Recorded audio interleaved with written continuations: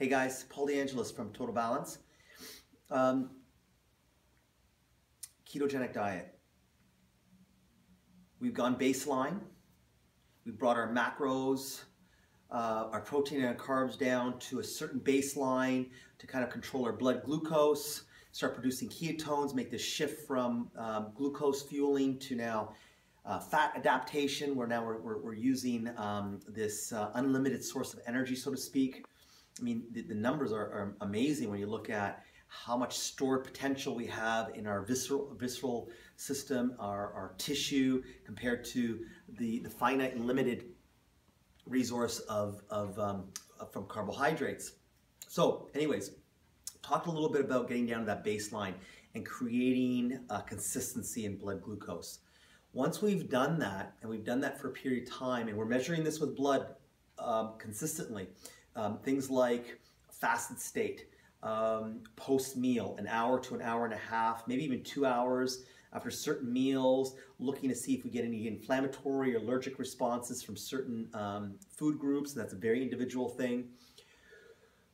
We've increased our fat intake considerably, so now we're producing ketone bodies in our blood.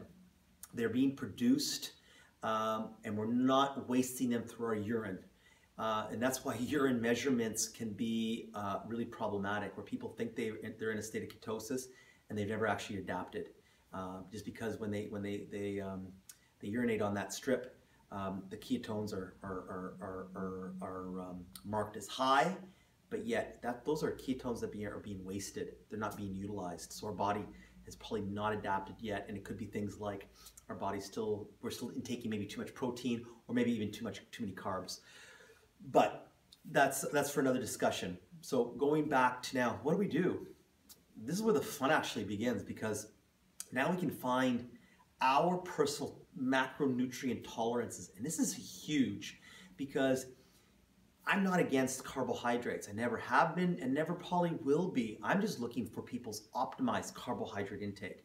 So let's say we talk about that carbohydrate baseline, where we got people down to maybe 30 grams. And just one little note, I might take people even lower than that. People might be so carb sensitive or so sick that if we can take that down even lower, they get into a deeper state of ketosis, and that might be way more beneficial for them, maybe in health crisis and so on. So these are things that working with all the time.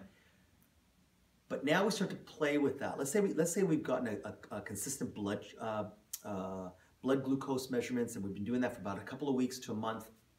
Now what we can do is start to up our carbs a little bit. And we want to do so really carefully. I usually say for about 10 days, 7, 10 to maybe even 2 weeks, depends on the person, depends on the numbers that we're getting. What we start to do is we start to up the weekly the daily carbohydrate allowances. So maybe from 30 grams of carbs per day, we're going to up it to maybe 40 to 45. And again, it depends on the person. We get to get an idea of their lifestyle and how bad they want something, right? And so from there, we're to continue to measure glucose. And we can see now if their blood sugar, their blood glucose regulates fairly quickly, or we're getting these huge spikes. If we're getting these huge spikes, the person's not ready to go higher, or maybe they've reached their tolerance. So then what we do is we keep them there, and we can retest at another point. But if we find that their blood glucose is now being consistent in the range that we want, I talked about in the last video last week, then what we can do is we can continue to up it. And we keep doing that every, let's say, week to 10 days to 2 weeks until we find our blood glucose spiking. It's a really simple way, and our body will tell us when we've exceeded our tolerance. And once we've done that, then we kind of, our potential starts to decrease. We want that. Depends on how much you love your carbs. But then there's that saying, they don't really love you back. You know, so you got to be really careful with this. But it's a pretty potent tool, and when you can find out what your carb tolerance is, you can do the same thing with your protein. So you can then take the protein, start to up it until blood glucose tells you otherwise. And when that happens, you know what your tolerance is. So again, really powerful. What do we do with fats? We always want to keep fat high, because we need to continually produce ketones.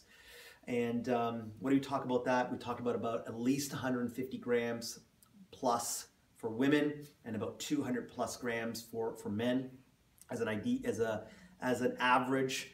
You know, some people can still produce ketones with lower amounts, and some people need a lot more. It could be in the 300 grams of fat, and people, you know, shirk at that. But it doesn't take people long to buy into it when all of a sudden those inflammatory markers, and people don't realize the inflammatory markers until you take away the cause, right? And when you do that, they feel leaner, they feel more energy, and they feel better. So once they see that start to happen, of course, anybody wants to continue to build toward that goal, and even feeling better, looking better, and so on. So it's a pretty powerful tool.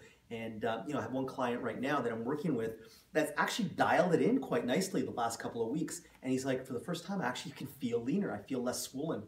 And this is a guy that doesn't need to lose some substantial weight.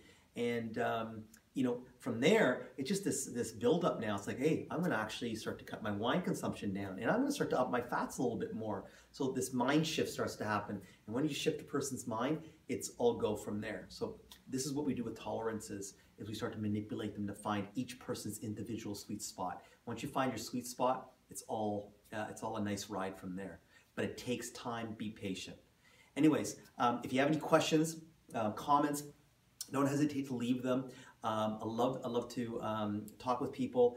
You can reach me at totalbalance.ca, pauldperformance@gmail.com. I'll put that in the description of the video, and of course subscribe to my YouTube channel, and I'll keep giving more tidbits of information on the ketogenic diet and how to be successful with it. Okay, thanks.